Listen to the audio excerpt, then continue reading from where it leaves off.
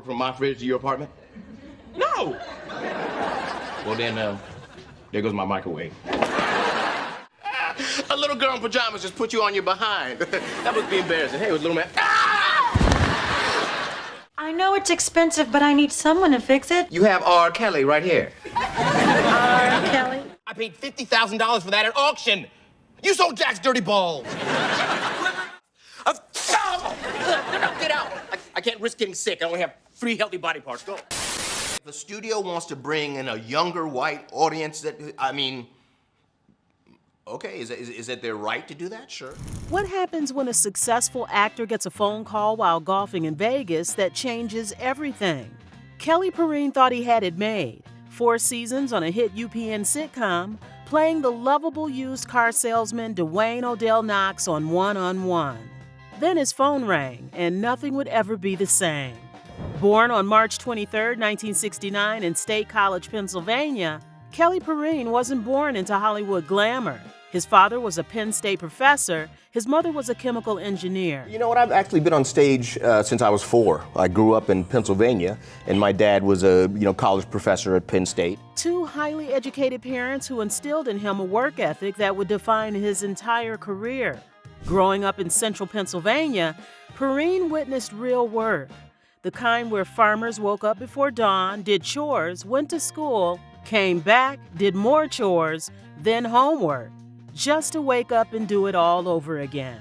Because that's just the way I was raised. Like I said, I was raised in central Pennsylvania, and I have a 9 to 5, 8-hour-a-day work ethic. After middle school, Perine made his first big move. He attended Lake Forest Academy near Chicago, studying stage acting and appearing in the 1986 film Lucas. But that was just the beginning. He went on to Pomona College in Claremont, California, graduating with honors in film studies in 1991. Then he pushed further, earning his master's degree in drama from the University of California, Irvine in 1998. You know what? I want to be a good actor, so I decided to go and get my master's in drama from the University of California, Irvine. 7 years of graduate school, 7 years of honing his craft, while most people his age were already working full-time jobs. He started his professional career at 21, landing a small role on 21 Jump Street in 1990. They can pick one amongst themselves. Come on, one of you. What's the punishment? Spanking machine. Then came the guest spots. Seinfeld, Mad About You, Living Single, The Drew Carey Show, Coach, Hanging with Mr. Cooper. Carrie, I need to see you in security. Now. Okay, let me just transfer my calls over there so it doesn't ring here. Between 1990 and 1997, Perine appeared on virtually every major sitcom on television, often playing doctors, authority figures, or comic relief.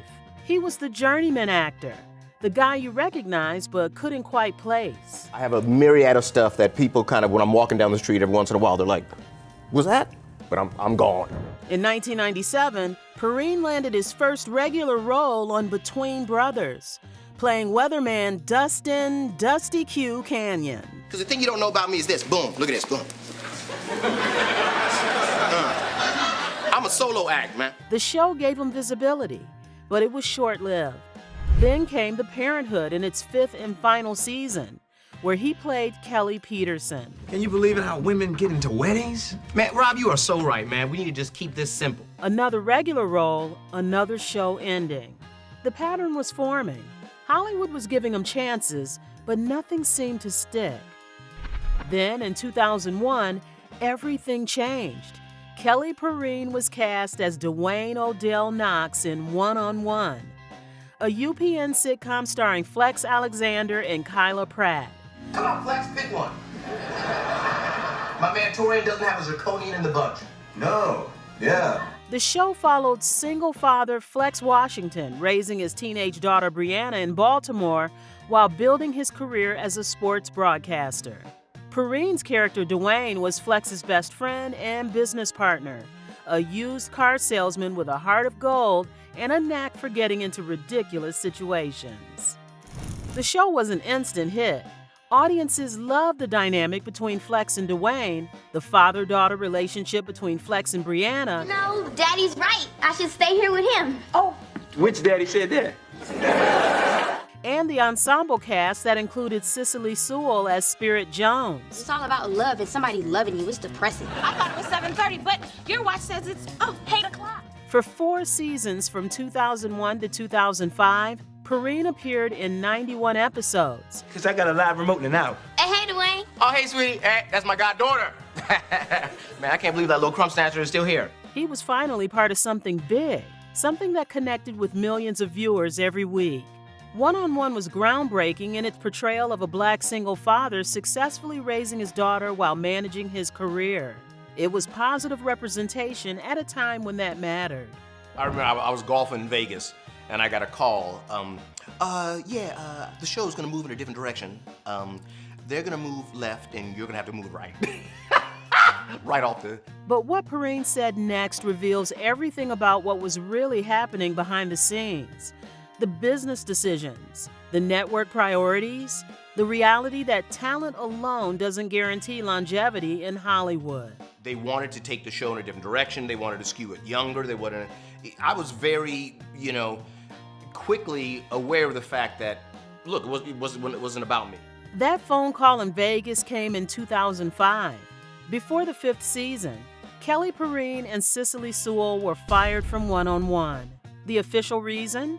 The network wanted to take the show in a different direction, skewing younger. But rumors swirled that UPN was trying to broaden its audience by adding white cast members to its predominantly black shows. The network denied these rumors vehemently, but the optics were impossible to ignore. Both Perine and Sewell were let go, and Season 5 introduced several new white characters played by Jonathan Chase, Camille Mana, and Nicole Paggi. Cicely Sewell later confirmed in interviews that she believed the firings were part of UPN's strategy as it prepared to merge with the WB to become the CW.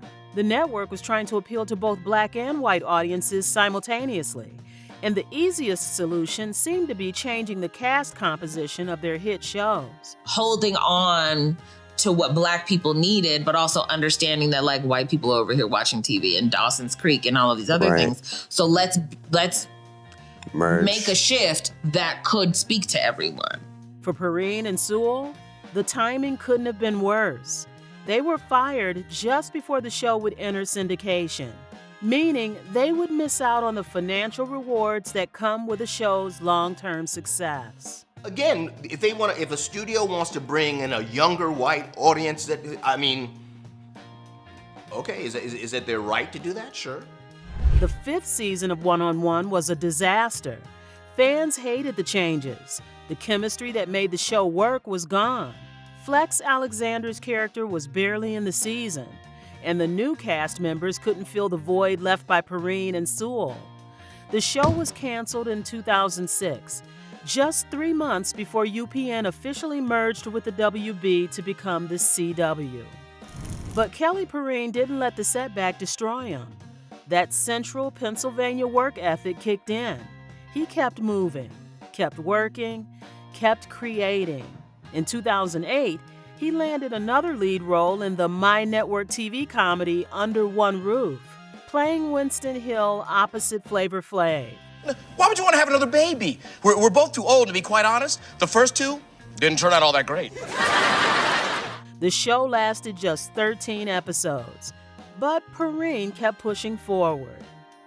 Then Perine made a pivotal decision.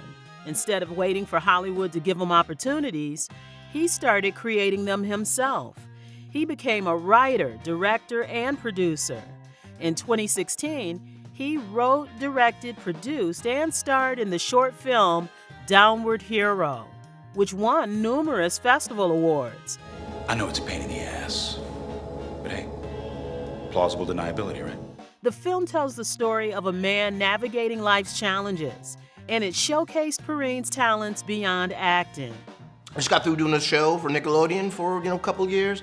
Did a number of different guest star and co-star roles and a number of things that keep me busy. I write my own stuff. He also wrote Rundown Mongoose, a baseball comedy about a washed-up Dodgers scout who travels to the Dominican Republic to sign an up-and-coming player. The script demonstrated his ability to craft compelling stories with heart and humor. Perine developed travel and lifestyle shows like From Scratch I want to and see everything while I still can. The David, the Pontivecchio. Okay, then what are you gonna do in your second week? Finish the Fridge, exploring new formats and genres. He wasn't just an actor anymore, he was a creator, taking control of his narrative in an industry that had repeatedly shown him how quickly fortunes can change. During the 2010s, Perine found steady work on Nickelodeon. He appeared in the 2014 Christmas film Santa Hunters as Uncle Charlie. She's smart, she's sophisticated, eats pizza with a fork. I mean, it's a serious relationship. Very, very grown up. Had a recurring role as Principal Platt on the short-lived series Legendary Dudas. Sam Duda, your test scores show that you are far too advanced for the 6th grade, so we're gonna bump you up to 7. And then landed a regular role as Sir Gareth on Night Squad from 2018 to 2019. Hello, squads. Your Majesty, I'm afraid I've come down with the Storian's snot flu. The Nickelodeon work provided stability, but more importantly, it kept him in front of audiences. He was working consistently, even if he wasn't at the top of the pyramid. Everything has its season, you know? Turn. You know, my time is coming, and it'll, you know, there's a next level. This philosophy defined Perine's approach to his career. He understood something fundamental about Hollywood that many actors miss. Being a star is a byproduct of doing good work, not the goal itself.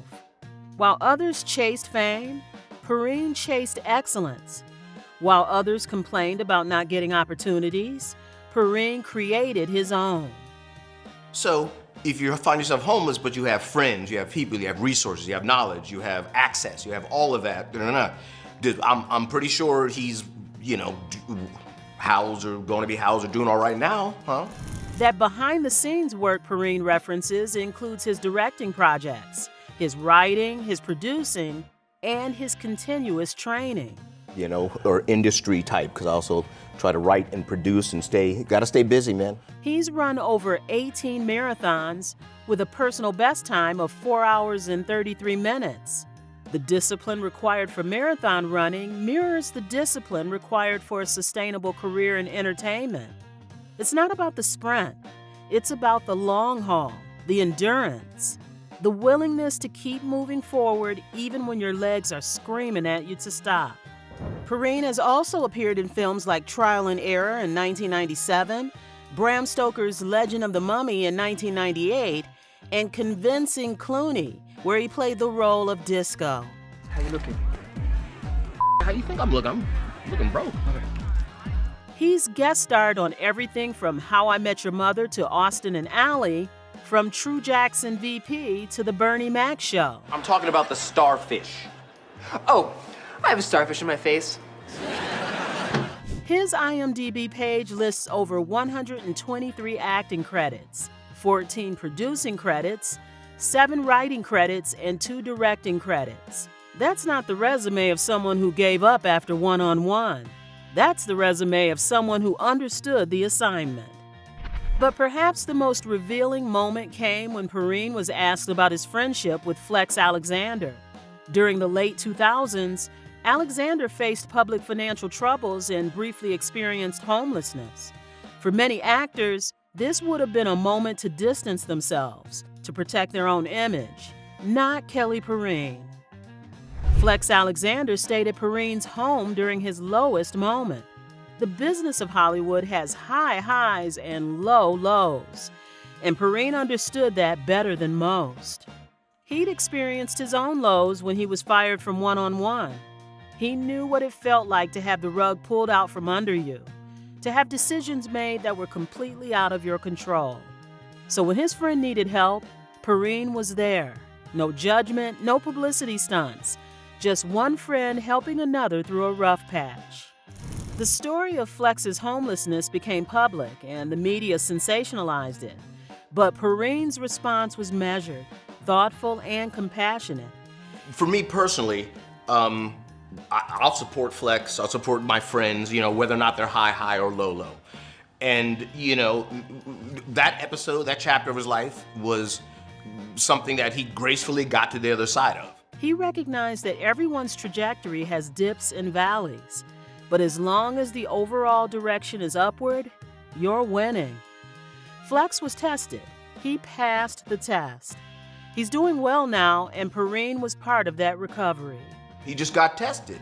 So, we all get tested. I've been tested. I'm gonna be tested. Kelly Perine chooses to keep his personal life extremely private. He's never been married, has no children, and rarely discusses his romantic relationships. When asked about his personal life, he deflects, preferring to keep the focus on his work. His social media presence is minimal, with about 5,400 followers on Instagram, where he occasionally posts about his projects. He's not chasing celebrity. He's not building a brand through personal drama or controversy. He's simply working. So when people are like, are you working? I'm like, I'm always working. There's some under the water stuff that you're not seeing. His parents instilled in him the value of education and hard work, and he's carried those values throughout his career. His mother, the chemical engineer, and his father, the Penn State professor, gave him a foundation that has served him well in an industry known for crushing dreams and destroying egos. Perine approaches acting like his parents approached their professions, with dedication, preparation, and professionalism. Currently, Kelly Perine is in pre-production for the feature-length version of Downward Hero, expanding his award-winning short film into a full movie that he wrote and will star in. He's also developing Rundown Mongoose, his baseball comedy script, hoping to bring it to the screen. He continues to take acting roles, recently appearing in The Weight of Perfection in 2020 and other independent films. At 56 years old, Perine shows no signs of slowing down. He's not waiting for Hollywood to rediscover him. He's not bitter about one-on-one. He's not complaining about the roles he didn't get or the opportunities that passed him by. He's working. Every single day, he's working. But the fish, another fad? Your daddy had to cut weight when he was wrestling at school. Yeah, in college. In interviews, Perine often talks about being a journeyman, not a star, not a celebrity, a journeyman. Career in Hollywood, but most of the people that you are talking to or seeing is probably don't know my name. Someone who shows up, does the work, and moves on to the next job. It's a humble self-assessment for someone who has spent over 30 years in Hollywood, navigating its highs and lows with remarkable grace. The question he was asked about being overlooked reveals everything about his mindset. He doesn't see himself as overlooked. He sees himself as someone whose fuse is still burning, whose big moment is still coming. At 56, after decades in the industry, Kelly Perine still believes his breakout role is ahead of him. Again, I'm not necessarily overlooked. I think the fuse is still burning, and the end stage is coming. That's not delusion. That's faith. That's the mindset of someone who has learned that success in Hollywood isn't linear, isn't guaranteed, and often comes when you least expect it. As of 2025, Kelly Perine's net worth is estimated to be between $1 and $5 million, depending on the source. It's not the astronomical wealth of A-list stars, but it's a testament to a career built on consistency and diversification. He earns from acting, producing, directing, writing, and various business ventures. He's created multiple revenue streams, understanding that in Hollywood, you can't rely on any single source of income. The firing from one-on-one could have ended his career. Many actors never recover from that kind of public rejection, especially when it's tied to controversies about race and network politics. But Perine didn't let it define him. He acknowledged what happened, processed it, and moved forward. He supported his friend Flex Alexander during Flex's hardest times. He created his own opportunities when Hollywood stopped calling. He ran marathons, literally and figuratively, proving to himself that endurance matters more than speed. When you look at Kelly Perine's career trajectory, you see someone who has internalized a truth that many in Hollywood never learned. This is a marathon, not a sprint. The actors who last aren't always the most talented or the most beautiful. They're the ones who show up, do the work, and trust that their moment will come. They're the ones who support their friends during low points instead of abandoning them. They're the ones who create opportunities for themselves instead of waiting for someone else to give them permission to succeed. The lesson of Kelly Perine's career isn't about fame or fortune. It's about showing up every single day, putting in the work even when nobody's watching, and trusting that the trajectory is moving upward even when it doesn't feel like it. It's about being the kind of friend who opens their door when someone needs help. The kind of professional who doesn't burn bridges or talk trash about past employers. The kind of artist who creates their own opportunities instead of waiting for permission. Kelly Perine's story is still being written, and somehow that feels exactly right.